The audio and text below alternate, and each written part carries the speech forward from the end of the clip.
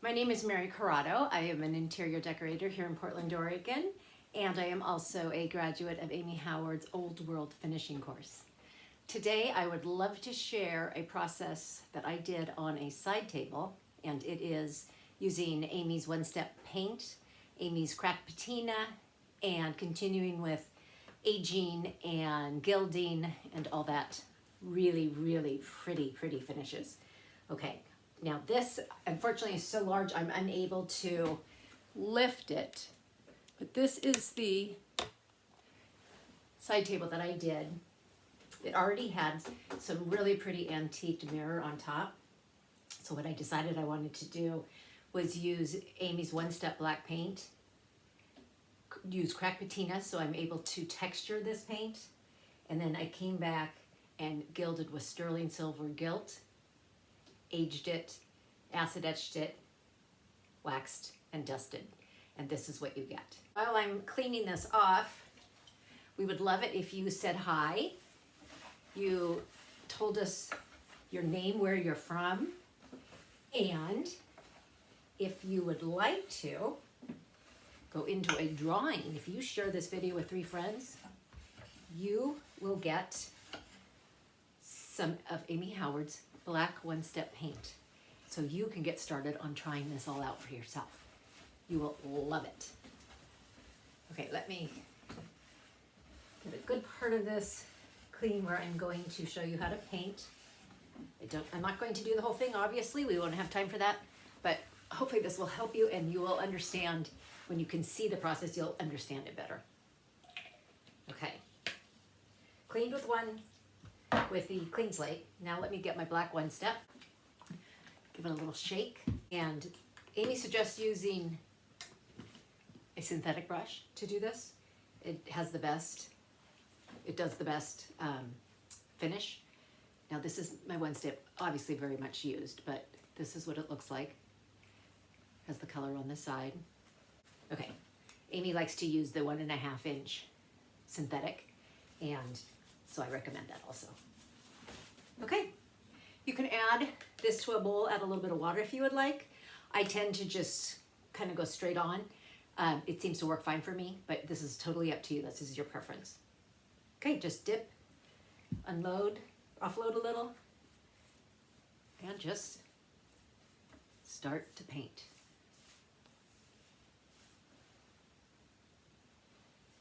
This paint is a little bit thicker. It goes on really nicely. And just go in the direction of the grain. You shouldn't have any trouble.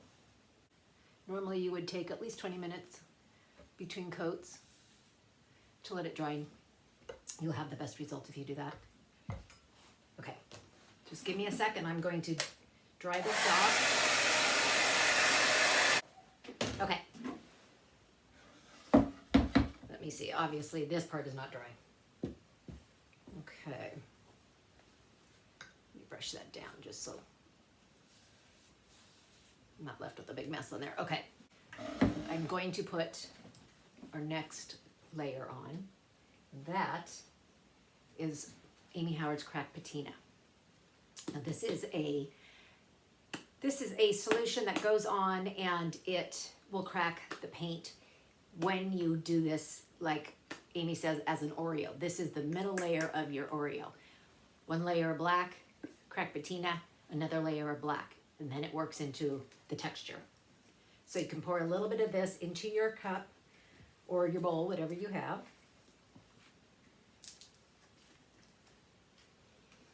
And this you can apply with, I should probably show you what it looks like. It's kind of thick. You can water it down a hair if you want to.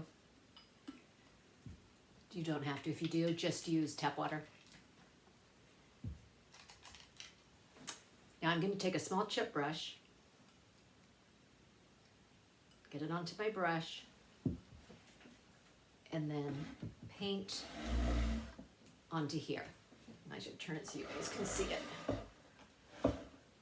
This will go on, and it's very shiny. Very shiny. So you will know where you have put it on and where you haven't, because your one step is going to be dull and matte, and this will be shiny and it will dry very shiny. sort of avoiding these spots where they're still a little too wet. But this is looking good right here.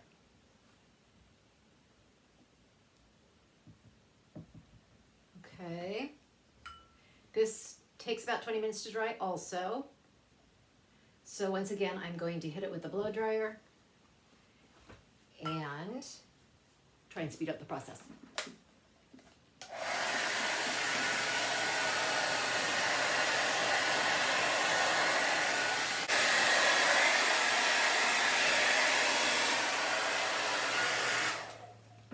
Okay, now that is dry. See, it's very shiny, so you know you did not put any here, but you certainly put it here, so that's a good thing. You'll know exactly where you have it. Okay, so now, again, you do a layer of Amy's one-step paint. I'm doing it in the same color, black. So it'll be a nice monochromatic finish, but it will have lots of beautiful texture to it. And this step, you work a little bit quickly because it will start to activate the cracked patina underneath. And you don't want to over brush it at this point because it will start to move it, and which is the point, but you want to control that movement when you can. Okay, that looks good. Okay, so now I let this set up for just a bit. You can see that and see how it has starting to get some texture to it already. What I do from here is I use a brush, but I also use my hands because that's a really nice way to kind of get in there and help move the paint along. So what you want to do is you want to drag this brush, hold it so you kind of put the bristles in a bit to have more control, and you just start to move the paint with the grain. Kind of lift and move, and kind of lift and move it.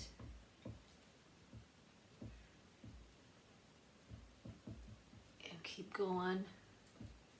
Okay, now I'm going to use, are you seeing this? Okay, now I'm going to just take my hands and use it as a way to pull more of this off. See? And it will have rough texture, but you can also kind of move it around, flatten it out a little bit, take off some of the big excess. I'm going to use the palm of my hand because it was still clean. I don't want big clumps, so I'm going to just kind of take those off. Are you seeing how it's doing that? That is giving it some really nice texture. And you can leave as much or as little as you want. I tend to like it to look a little more on the refined side. So it's not just this chunky looking finish, but a finish with just some really pretty texture to it. Okay. Let's wipe our hands off. I'm gonna turn this around. Let's let that dry.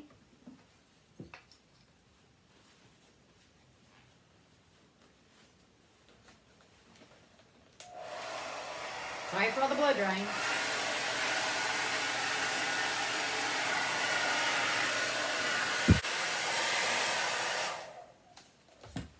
Okay, so now we have a coat of one step. We have a coat of cracked patina, another coat of one step. Then we took a brush and agitated and pulled off and made texture. But now we want to go back to one more coat of one step and brush over this. And then that will be your finished. Now, if this feels too rough, if it's nice and dry, get your sandpaper out and give this a good little sanding. Just use like a 400 or a 220. Here's my 400. And I'm just gonna give it a light sanding because I don't want it off. I'm not aging it. I'm just getting the high peaks off. Because you want this to feel really, really nice when you rub your hand over it. Now we're gonna get another coat of one-step paint. And then we'll let this dry, and then we're off and doing the fun part with gilding. Okay, let's get this on here.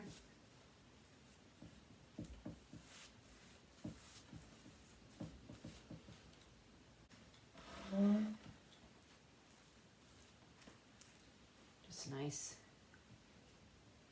easy strokes. This will dry down. It will make sure it's covered all of the cracked patina. There won't be any more of the shiny coat showing through. This should dry down perfectly matte. Again with the blow dryer.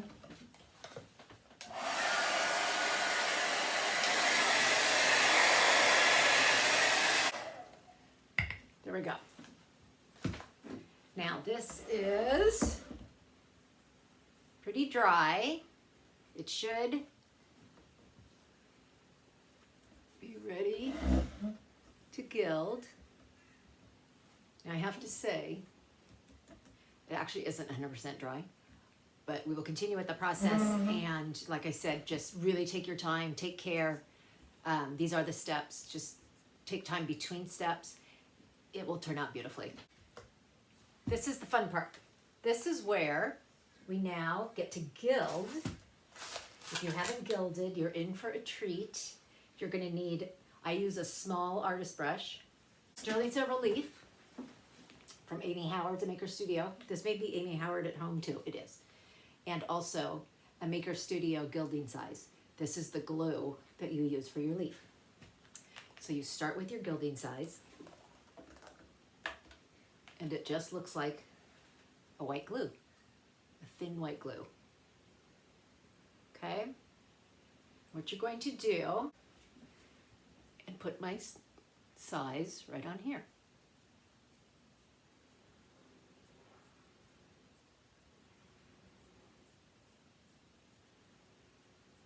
Give it a good coat. Now when you're doing the size, you have about 45 minutes max to get the leaf onto the size, because it will dry, and once it gets to that point of too dry, it won't take. But you don't want it too wet either. If it's too wet, it will never dry underneath the leaf. So that also is not desirable. And we just have to wait a sec to let this dry. I think I'm gonna blow it just for a little bit. You want it to be come to tack, which means when you put your hand on it or you touch it with your fingertip, it pulls your skin a little bit. Because right now, if I were to do that, it's still wet. I can just feel it. So give me just a sec to dry this off. Okay, feels good. Be very careful because this is actual sterling silver. And you really don't want to touch it with your bare hands because the sheets will actually tarnish just like real sterling silver. And so if you touch it, look at how beautiful that is. If you touch it, it will get your fingerprints on and tarnish, like I said, like silverware does. So since this, I don't want to use a whole sheet, I'm going to cut this book, make sure the binding is on the one end. I'm going to cut this so that I'm not wasting a bunch. Okay, now I have my books. Now what you want to do is you are going to peel back the paper, still holding on, so it's not fully peeled back so that you still have a grip on this. And you're going to take this, put your other hand here, and you're going to press the leaf on. Oh, and there we lost a little piece, but that's okay. You always can go back and you just give it a burnish. Oh, and see, totally not dry, but this part is working. This part will give us the way to do it. Okay. This is why you want it perfectly dry. Okay. Next piece. There we go.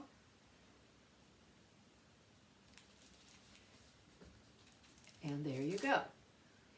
Now, since I'm not supposed to be touching, but you will see if I missed a spot, I just take a little piece and I go right back.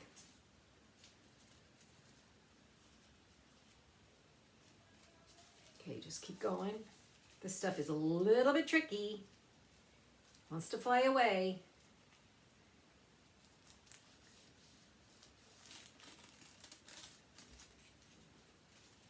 Okay.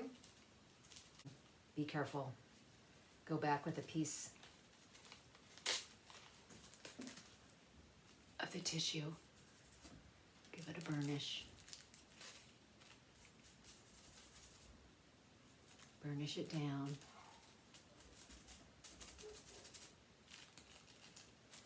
Okay, I'm going to come back with a little extra. Catch some of this where I missed it.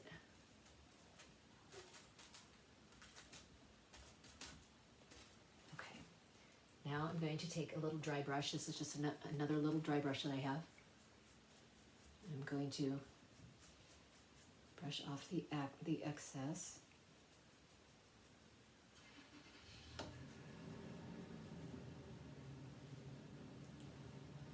And if you end up with some of it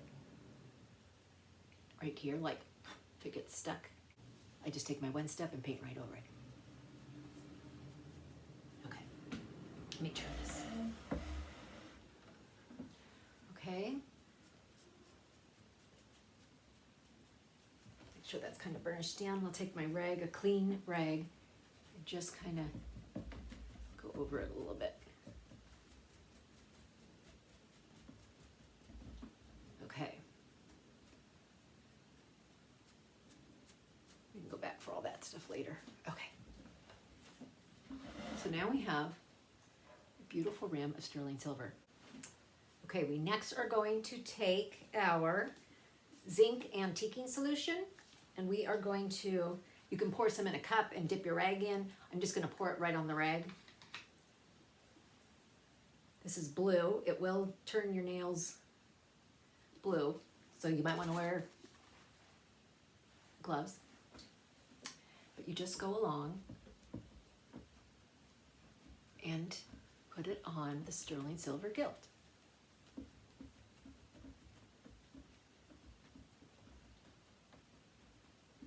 And you're not going to see much happening at this point.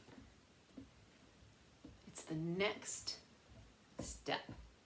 You'll see all of the antiquing. Okay. I'm sure you guys can see this really well. This is the next step, and this is antiquing mirror solution. I put some in a little spray bottle, this because you want a really fine mist, so you want to use a bottle that has a really good little mist. These are just like dollar store little cosmetic containers. So what you want to do is just spray these just kind of carefully, and you will see it start to turn. Let me see if I can get it a little darker for you. Can you see where it's starting to turn in different, see how it's darker? Okay, let's spray it a little bit more. And this just tarnished your sterling silver. So from here, let me dry this real quickly.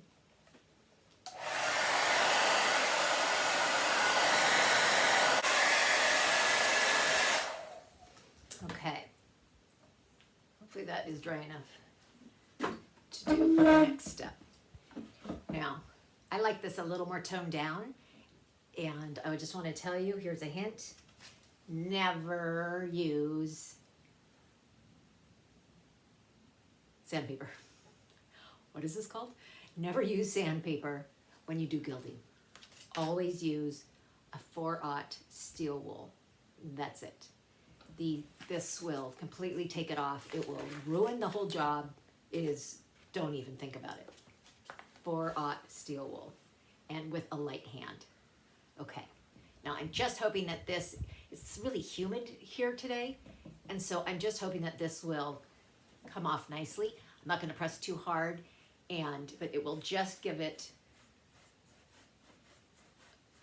a little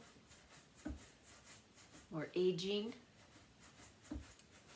and distressing. Yeah, I mean, I can definitely tell this is not dry enough underneath all my layers, but it's working, but please take your time and you will be so much happier with your results. Yeah, it shouldn't actually be pulling off like that.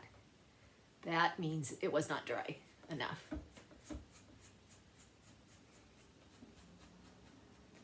Okay.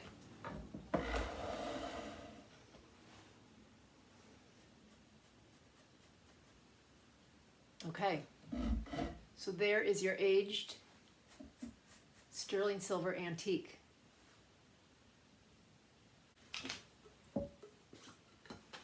Okay, next step, light wax in a puck.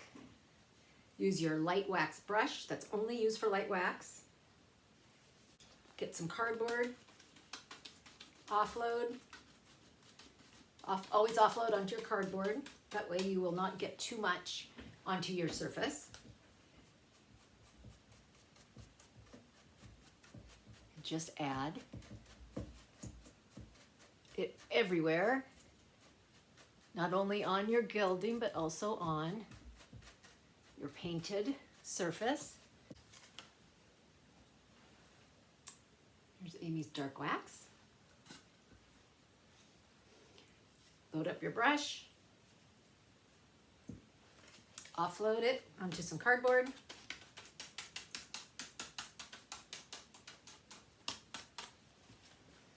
and then start by slowly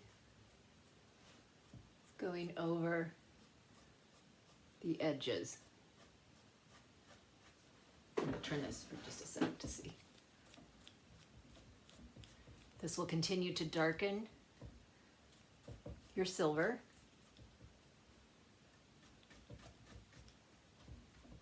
And age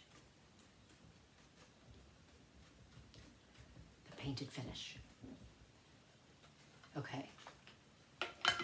You see how that's aged?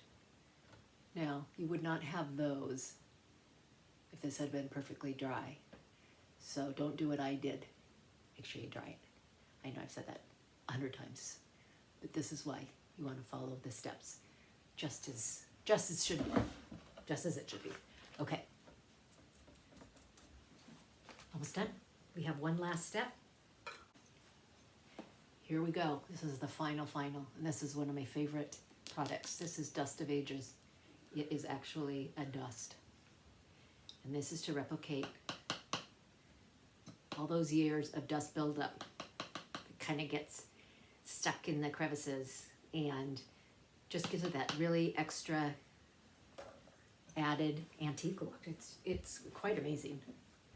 Okay, so what you just kind of generously put it everywhere, because this also helps, gets in the wax and it gives it a nice burnished look. Okay. Then you take your soft lint-free rag and you're gonna buff very carefully. Hit and drag. This will bring it to a really beautiful sheen and really antique that silver. I hope you can see that. I wish you could see it in person because it really is so pretty, so interesting. You can kind of see where some of the dust cut in right here. We could probably add a little more in there just for, give it a little more of an outline. There you have it. There is the cracked patina with sterling silver gild,